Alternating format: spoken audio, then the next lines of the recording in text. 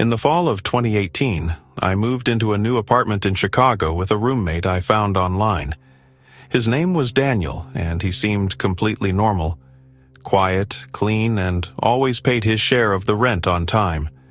I was relieved, considering how many horror stories I'd heard about terrible roommates. The apartment itself was nothing fancy, just a small 2-bedroom in an older building.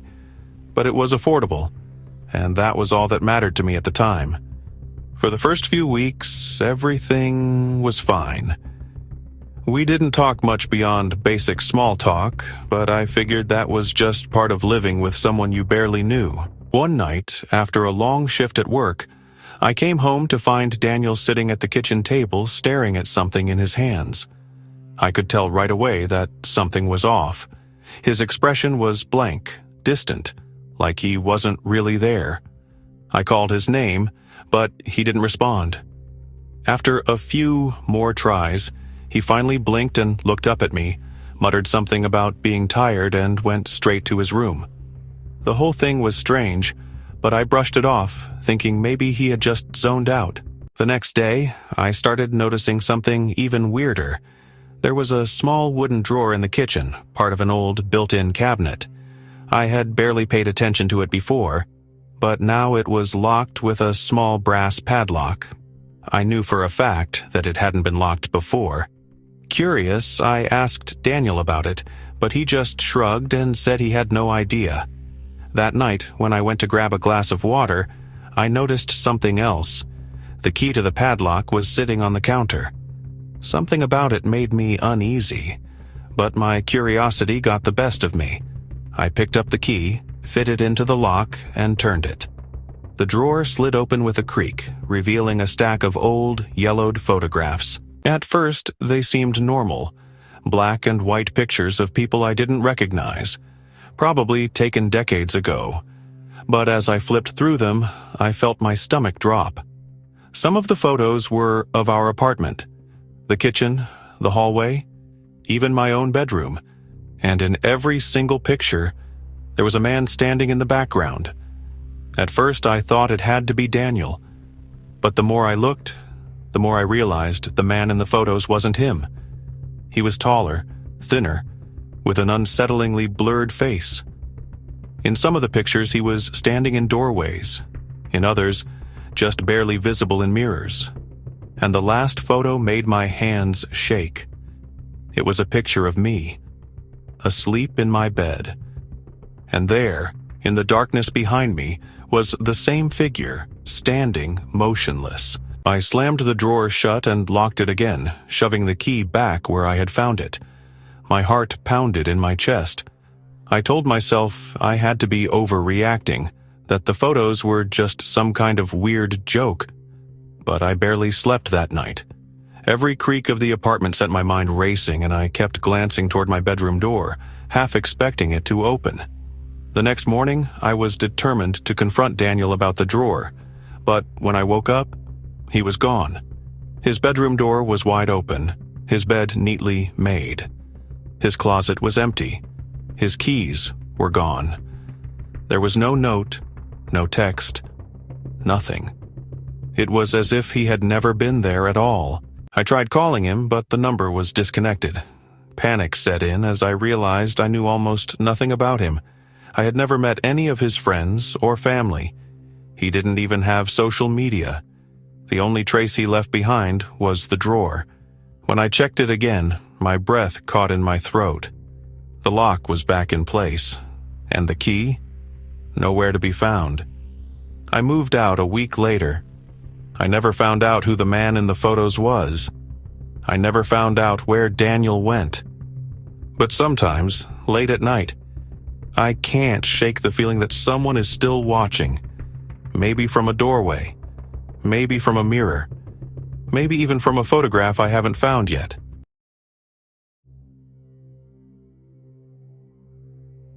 In the summer of 2021, I moved into a 3-bedroom apartment in Denver with 2 roommates, Nick and Jason. We weren't best friends, but we got along well enough, splitting rent and responsibilities without issue. The apartment was older, with creaky floors and outdated fixtures, but it was cheap. and that was all that mattered. There was one strange thing about it, though. A fourth room. It wasn't big, more like a glorified storage space with no windows and only a single dim light bulb hanging from the ceiling. The landlord had mentioned it when we signed the lease, saying it used to be a laundry room before being sealed off and repurposed. The door was always shut, and we never used it, until one night, when Jason opened it. It was late, around midnight, and I was in my room when I heard Jason's voice from the hallway, half laughing, half nervous. He was calling Nick over, saying something about the extra room. Curious, I stepped out to see what was going on. Jason had the door open, and he was staring inside with a confused expression.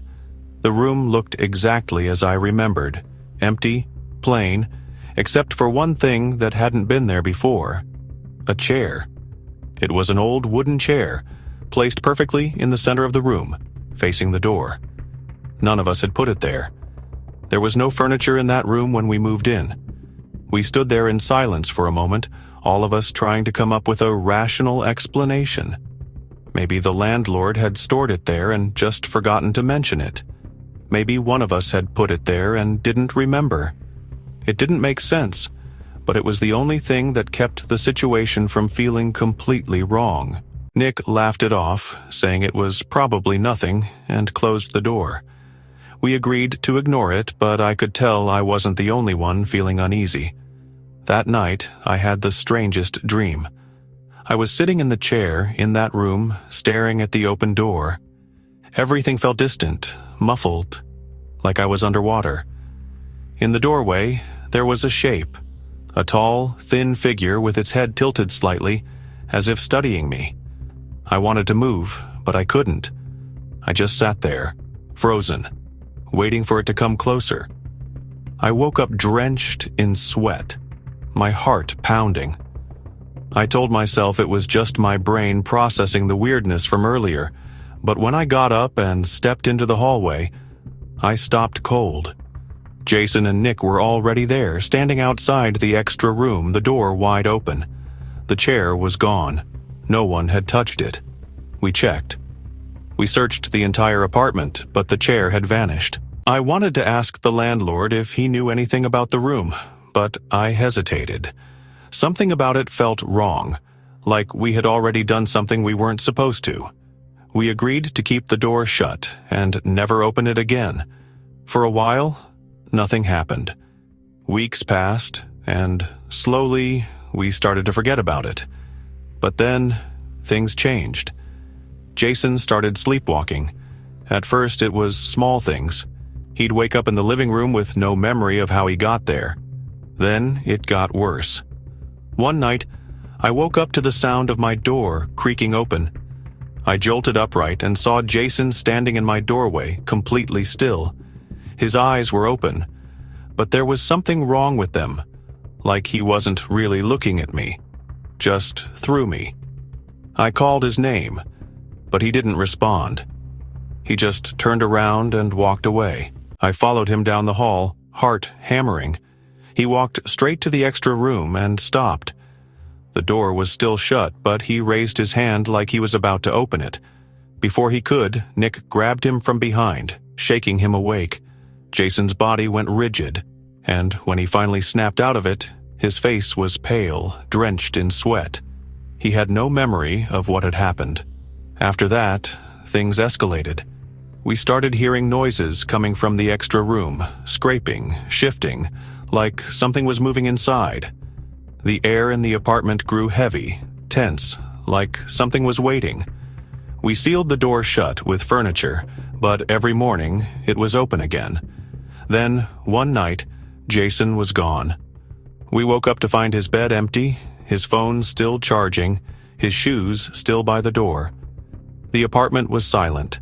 Nick and I searched everywhere, calling his name, checking outside, but there was no sign of him. Then, on a gut feeling, we checked the extra room. The door was open, and the chair was back, sitting in the center of the room, facing us. Jason was nowhere. We called the police. They searched the apartment, the building, the surrounding streets. Nothing. No one had seen him leave. No security footage showed him exiting. It was as if he had never been there at all. We moved out immediately. I never told anyone what really happened. What could I even say? That my roommate disappeared into a room that shouldn't exist? That something took him? The building was demolished a year later. I looked it up, hoping to find some kind of answer. That's when I found the records. Before the apartment complex was built, there had been a house on the property. A house where, decades ago, a man had disappeared without a trace.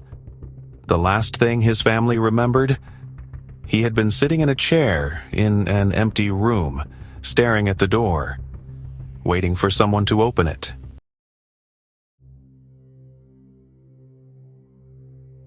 In early 2022, I moved into a small apartment in Portland with a new roommate named Evan. I had just started a remote job and he was working nights at a hospital, which meant we barely saw each other. The arrangement was perfect. I'd have the place to myself during the evenings, and he'd come home just as I was waking up. We kept to ourselves, but we got along fine. At least that's what I thought. The first sign that something was off came a few weeks after moving in. I had just finished dinner and was about to put on a movie when I saw something strange on the TV.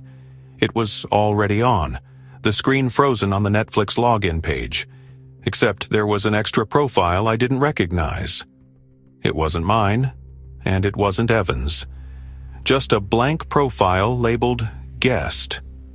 I figured Evan had let someone use the account, so I ignored it and clicked on my own profile.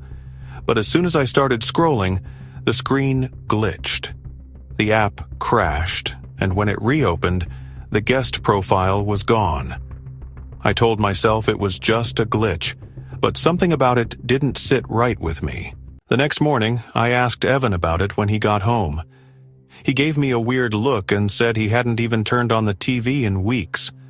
That was enough to unsettle me, but I brushed it off as paranoia. Maybe I had imagined it. A few nights later, I was up late working when I got an email notification from a food delivery service I hadn't used in months. It was a receipt for an order placed at our apartment. My stomach tightened as I read the details. It was an order for one meal. No drinks, no sides. Just a single meal. I checked my phone, but there was no delivery outside. Evan wasn't home, and his shift didn't end for hours. The timestamp on the order said it had been placed while I was sitting at my desk. A cold unease crept up my spine. I went to check the front door just to make sure it was locked when my phone buzzed again. Another email. This time from our smart home app. Someone had unlocked the front door 5 minutes ago. I felt like I couldn't breathe.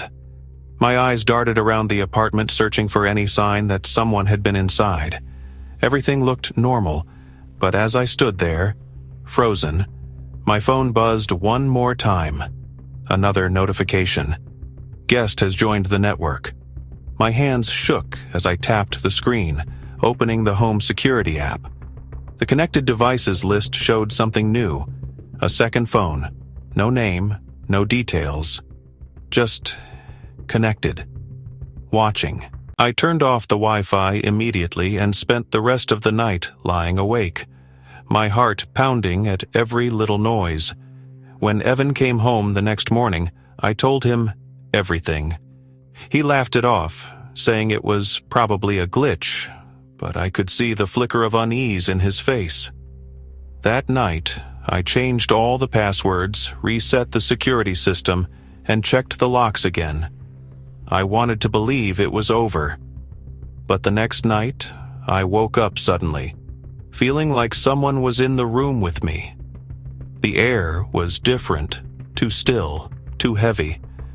My eyes adjusted to the dark, and that's when I saw it.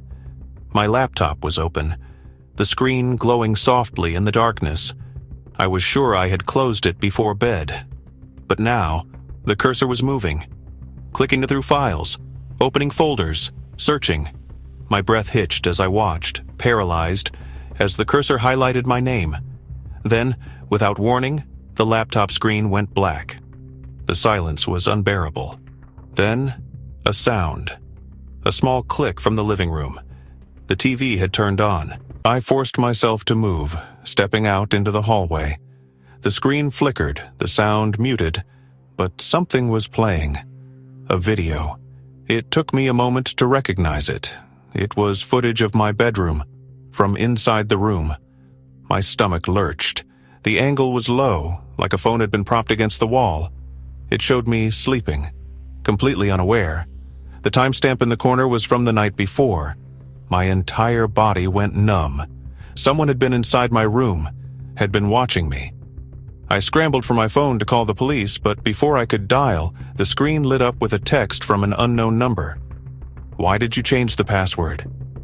I ran, grabbed my keys and bolted out of the apartment, not stopping until I was outside. I called the police from my car, barely able to get the words out. They arrived within minutes, searching the apartment from top to bottom. Nothing was missing. No forced entry, no signs of anyone else being there. But then they checked the Wi-Fi logs. The guest profile had been active for months. Someone had been connected to our network, accessing our devices, watching our screens. The food delivery, the door unlocking. They had done it remotely. The police said it was probably a hacker, someone who had gained access through a smart device. But that didn't explain the video. That didn't explain the text message. Evan moved out a week later. I left soon after. I changed my number, wiped every device, deleted every account I had used in that apartment. But sometimes, late at night, I still get that feeling. Like someone is still logged in, still watching.